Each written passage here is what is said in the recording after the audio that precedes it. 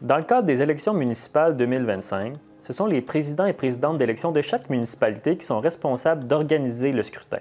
De ce rôle relève notamment la responsabilité d'informer les électeurs et les électrices sur les modalités du vote et leur inscription sur la liste électorale. En temps normal, les présidents d'élections peuvent compter sur les services de Poste Canada pour livrer les informations nécessaires à la bonne tenue des élections. Mais cette année, la grève chez Poste Canada est venue compliquer la situation dans Charlevoix, mais aussi dans la province au complet. Nous avons donc essayé de comprendre quels ont été les défis soulevés par la grève et comment les municipalités à travers la région s'y sont adaptées, et ce en pleine période électorale. On écoute là-dessus Stéphane Simard, président d'élection à Petite-Rivière-Saint-François. En temps normal, chaque candidat, chaque électeur inscrit sur la liste électorale doit recevoir un coupon qui lui mentionne qu'il est inscrit sur la liste électorale et l'endroit où il doit aller voter la journée de l'élection. Cette année, à cause de la grève des postes, il y a eu des assouplissements et nous, à Petite-Rivière-Saint-François, on a opté pour une proposition là, qui a été faite par le directeur des élections parce qu'on n'a pas nécessairement on n'a pas beaucoup de flexibilité. Dans l'organisation d'une élection, on n'a pas beaucoup de flexibilité parce que tout doit être autorisé et réglementé. Donc, nous, on a misé beaucoup, on n'a pas envoyé les coupons ou les petites cartes à cause des délais et de l'incertitude. On a vraiment misé sur la communication avec les différents outils qu'on avait, donc le journal, le site Internet, les différentes pages de médias sociaux aussi. Et on a misé aussi sur les candidats, de faire connaître cette réalité-là et d'inviter les gens à valider s'ils sont sur la liste électorale. Et il y avait plusieurs façons de valider. On pouvait soit appeler à la municipalité, il y avait une personne ressource qui pouvait dire « Est-ce que je suis bel et bien sur la liste électorale? » On pouvait valider aussi en personne. Quelqu'un pouvait venir voir à la municipalité. Et les gens pouvaient valider sur le site Internet d'Élections Québec en rentrant leur nom et leur adresse. Et là, ça leur confirmait s'ils étaient sur la liste électorale ou non. En tant que président d'élection, est-ce que ça vous a stressé un peu de voir la situation avec la grève des postes? Oui, beaucoup. Beaucoup parce que nous, à Petite-Rivière-Saint-François, on a le vote par correspondance aussi. Donc, ce qui s'est réglé en premier, c'est vraiment le coupon qu'on envoyait à tous et chacun.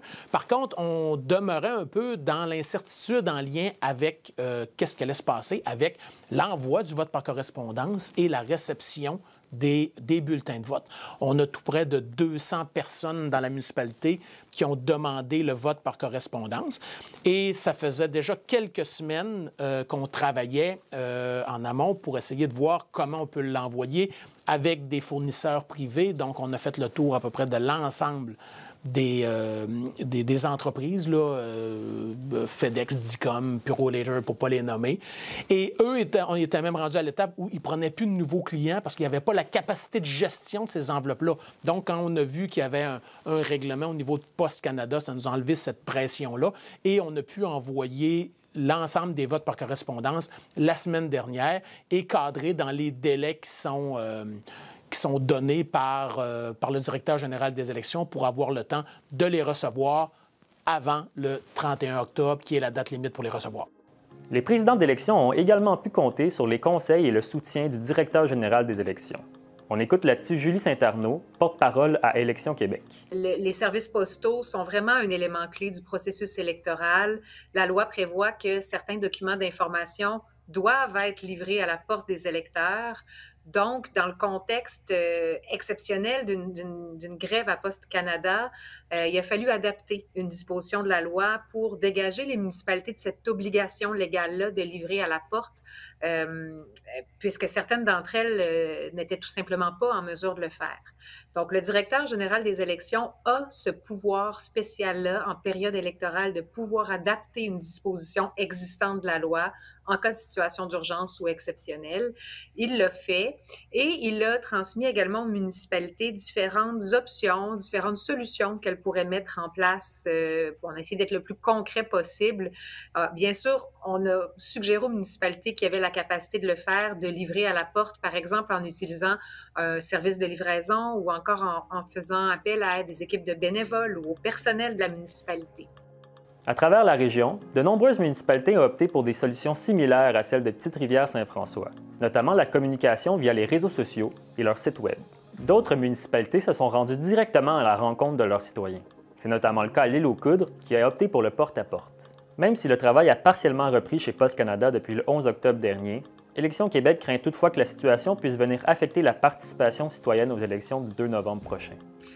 On voit la participation électorale lors d'élections municipales qui est très faible. Lors des dernières élections en 2021, on parle d'environ 39 le taux de participation.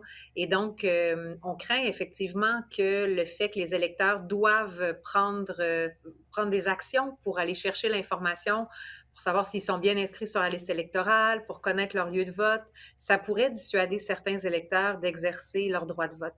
Le fait que la loi prévoit que l'information doit venir à la porte des gens, les gens sont habitués à ça d'une part, mais n'ont pas de démarche particulière à faire. L'information vient à eux. Donc, dans un contexte comme celui-là qu'on a vécu au cours des dernières semaines, effectivement, ça pourrait avoir une incidence sur la participation électorale.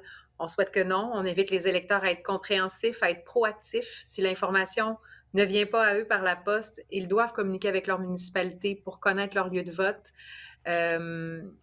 Mais bon, on verra à l'issue de l'élection, qu'en sera-t-il. En prévision des élections du 2 novembre prochain, nous rappelons aux électeurs et aux électrices qu'ils peuvent communiquer directement avec leur municipalité s'ils sont incertains des modalités de vote. Ils pourront également se rendre aux urnes munis d'une pièce d'identité, et ce même s'ils n'ont pas reçu le fameux carton de l'électeur par la poste.